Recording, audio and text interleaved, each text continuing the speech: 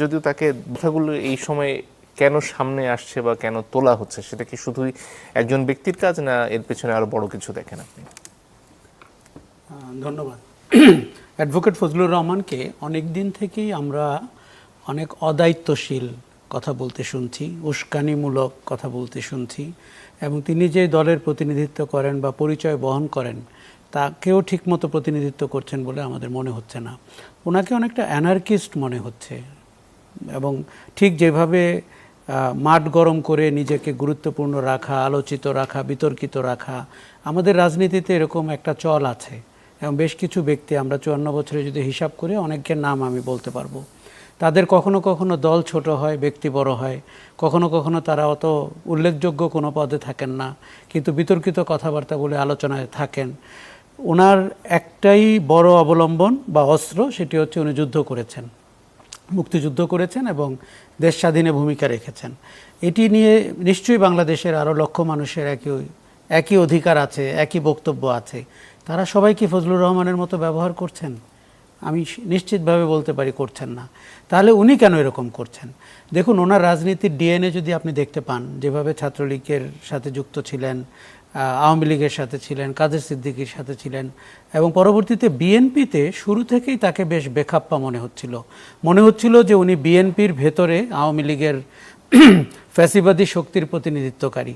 সেটা কিন্তু সাম্প্রতিক বক্তব্য ছাড়াই, যে আওয়ামী লীগের যেই চরিত্রগুলোকে নিয়ে আমরা কথা বলি, যারা গায়ের জোরে চলতে চান, যারা অন্যের মতামতকে উপেক্ষা করেন, অন্যকে ছোট করে আনন্দ পান এবং মানুষকে অপমান করে এক ধরনের তীক্ষ্ণ উত্তেজনা অনুভব করেন, ফজলুর রহমান ওই ক্যাটাগরির।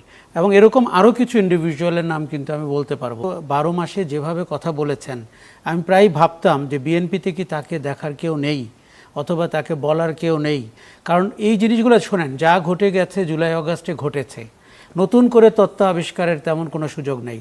সার্জিস হাসনাতরা ছাত্রলীগ করতো কি না, শিবিররা কতটুকু আধিক্য বিস্তার করেছিল, কে গুপ্ত শিবির, কে প্রকাশ্য শিবির, এগুলো নিয়ে গবেষণা করে আমরা অভ্যুত্থানটাকে যতটা প্রশ্নবিদ্ধ করব, এর চেয়ে বড় কোনো উপকার কিন্তু আর হবে না। আপনি তাকে বর্তমান রাজনীতিতে কিভাবে মোকাবেলা করবেন, তার অনেক কর্মকাণ্ড নিয়ে আপনি কথা বলতে পারেন, কিন্তু ফজলুর রহমান একদিন একটা টক শোতে বৈষম্য বিরোধী আন্দোলনের একজন নেতাকে আমার সামনে উঠে যেতে বলেছেন।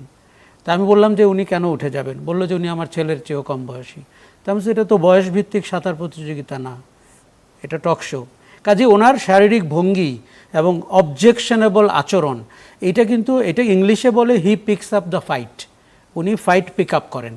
কাজেই আজকে উনি কোর্টে যেভাবে কথা বলেছেন, আমার মনে হয়েছে যে দেখেন ওনার বাড়ির সামনে যে আন্দোলন হচ্ছে, যে পোস্টারের ভাষা, তার বিরুদ্ধে মব ভায়োলেন্স হচ্ছে, তাকে হত্যার হুমকি দেওয়া হচ্ছে প্যারিস থেকে, যেই পোস্টার দেখেছি আমি, যে ভাষা আমি দেখেছি, আমি অত্যন্ত নিন্দা জানাই। এবং এই মব ভায়োলেন্সকে আমি শুরু থেকেই অপছন্দ করি। আমার মনে হয় সরকারের খুব বড় ব্যর্থতা এটি। ফজলুর রহমানের মধ্যে কিন্তু মব ভায়োলেন্সের উপাদান আছে। দেখেন, উনি হয়তো ভিন্ন প্ল্যাটফর্মে করেন, উনি হয়তো টক শোতে বলেন, উনি হয়তো জনসভায় বলেন, কিন্তু ওনার মধ্যে ওই উপাদানটি আছে যেটিকে আমরা অপছন্দ করি, এবং আমরা মনে করি রাজনীতিতে এই উপাদানটি রাজনীতির জন্য ক্ষতিকর। এখন আপনি দেখেন, উনি কি শুধুই তার ব্যক্তি মতামত প্রতিফলন করছেন? একদমই না।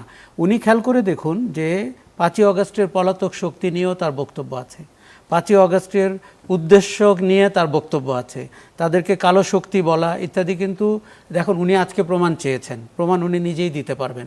ইদানিংকালে প্রমাণ লুকিয়ে রাখা কিন্তু খুব কঠিন।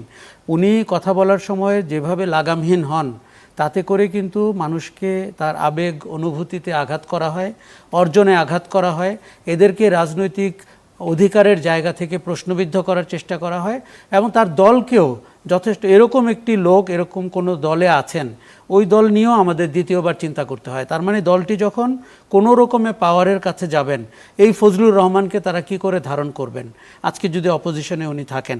আচ্ছা, উনি যে বারবার ভোটের কথা বলেন, তার ভোটের ইতিহাস কিন্তু অত্যন্ত পরাজয়ের ইতিহাস।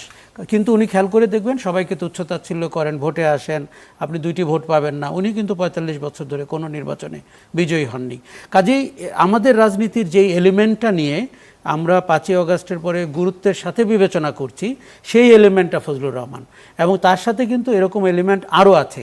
আমি আবারও বলছি যে শুধুমাত্র এই ক্যাম্পেই আছে তা না, বিপরীত ক্যাম্পেও আছে, প্যারিস ক্যাম্পেও আছে, ইত্যাদিতেও আছে এরকম। কিন্তু এতে কিন্তু রাজনীতির বড় ক্ষতি হচ্ছে। কেননা দেখুন, চটকদার কথা বলা, এক ধরনের বেয়াদবিপূর্ণ আচরণ করা, বয়স যাই হোক, এবং অন্যকে ছোট করা, এগুলো কিন্তু এই রাজনীতি 5ই অগাস্টের রাজনীতি বলছে না। কেননা আমরা ওই সময় শেখ হাসিনার পতনে যতটা আগ্রহী ছিলাম, রাজনীতির সংস্কারে